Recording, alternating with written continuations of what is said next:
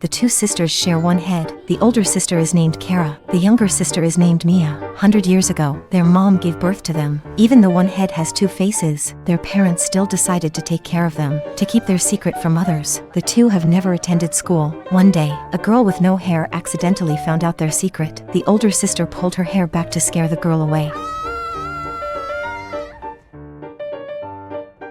The younger sister giggled with joy. When the girl shared the story of discovering a monster with others, they teased her, calling her the monster. Quickly, the girl covered her head with a scarf. As others were teasing and bothering her, the older sister hurried over, shooed them away with a stick. The girl was no longer scared of the sisters, and they eventually became friends. After many years, the sisters grew older, but still had to share one body. Who do you think will be more beautiful when they grow up? The girl was born with two faces. The older sister is named Kara. The younger sister is named Mia. Due to her unique appearance, when they went outside, they had to use scarves to cover their heads. One day, Kara and Mia encountered a boy. Both sisters developed feelings for him. However, Mia couldn't reveal her true self, could only greet him over the phone. When Kara went on a date with the boy, Mia had to conceal herself in her sister's hair. Just as Kara was about to disclose the truth to the boy, their mother suddenly emerged, putting a halt to their interaction. Mia could only express her frustration through tears. One day, Kara's competitor unintentionally stumbled upon their secret. Upon finding Kara, she grabbed her hair,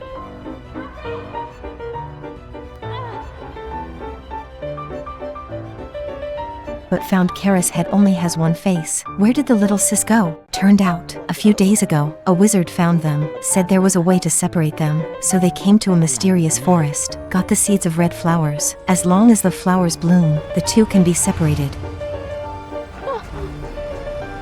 Separated Mia, first time feeling the taste of freedom, but just as she saw her crush, wanted to go say hi.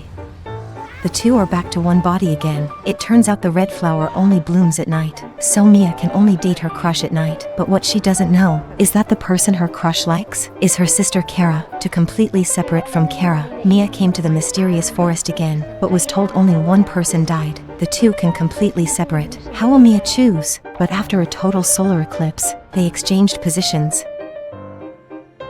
Mia wants to have the body all to herself, so she bumps into walls every day. She even puts her head in a bucket. Unable to bear the two's fight, Lily goes to the forest for a solution, but gets drained of energy, turns into wood. Finally, Mia realizes, with Lily's blessing, the two sisters have their own body now, starting a new life.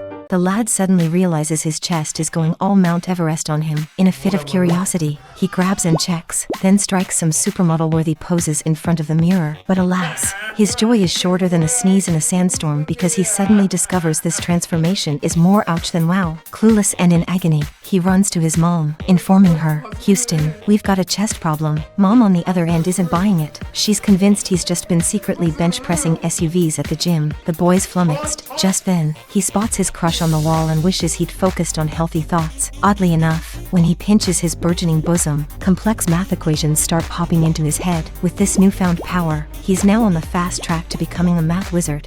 While solving math problems, all squared away, the doorbell decides it's the perfect time to audition for a metal band. Lo and behold, his buddy walks in, spots the chest expansion, and faints like a character in a Shakespearean tragedy. Panicking, they both dive into the abyss of the internet for explanations. The buddy accidentally lands a faceplant right into the boy's chest, treating it like a pillow-top mattress at a luxury hotel. Horrified, the boy moonwalks backward, but the buddy's not giving up that easily. Later, the boy nurses his wounded pride, sitting in the corner, cursing his friend as the phantom of the chest expansion. The next day, attempting to figure out how to put on a bra, the doorbell rings again. Turns out, it's his girlfriend. The boy's fear hits the roof, and he clutches the door like it's the last chocolate chip cookie. After entering, upon seeing a bra on the floor, the girlfriend's ready to bolt. Our boy can't hold it in anymore and lunges for a hug, but it's more awkward than a penguin trying to salsa dance. The girlfriend, puzzled, turns around and discovers the breast of the situation. Father and son engage in a thrilling game of hide and seek, but guess what? Dad pulls a sneaky move and peeks. Meanwhile, the unsuspecting son, in the dark about the situation, boldly opens the cellar and dives right in. Now, instead of searching for his offspring, Dad decides to spice things up. He grabs an 800-ton rock, casually drops it on the cellar door, sealing the deal for a cozy twosome world with his new spouse. Flash forward 30 years, the missus is no longer in the picture. Our aging hero, basking in the sun, suddenly recalls having a long-lost son. Oh, snap.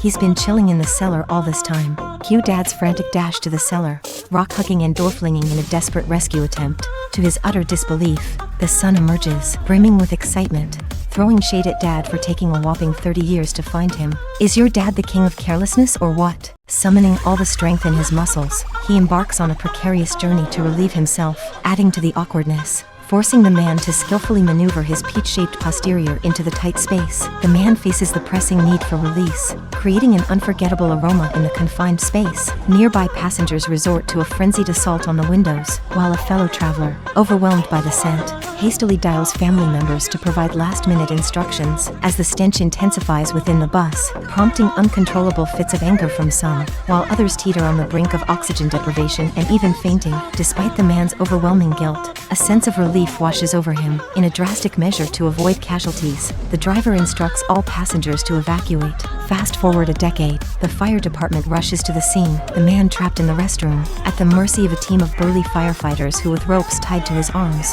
finally extricate him from the cramped quarters. Man loves playing Rubik's Cube, so he went to a plastic surgery hospital and transformed his head into a Rubik's Cube. Whenever he's bored, he casually gives it a few twists to kill time. One day, while waiting for the subway at the station, with some time to spare, he starts playing with his own head, right there in public. You can imagine the shock on the faces of the nearby staff. As more and more people gathered to watch, the man felt the pressure mounting, but no matter how hard he tries, he just can't crack it. To add insult to injury, a sassy little girl on the other side starts mocking him. This infuriated the man, so he decided to unleash his secret power, the ability to replenish with a drink. And just like that, he's back at it, solving the Rubik's Cube on his head like a pro. In just a few moves, he solved it. This is a mind-bending advertisement. Can you guess what it's selling? This woman always seems to have bad luck. No matter where she goes, it rains on her parade. Despite these peculiar encounters, she still manages to wear a confident smile after applying her lipstick. While taking the bus to work, no one wants to sit next to her, but she continues to smile. By the time she arrives at the office, the drizzle has turned into a downpour. As a hardworking employee, she doesn't let harsh conditions deter her. However, when her boss hands her a document, it's already soaked through.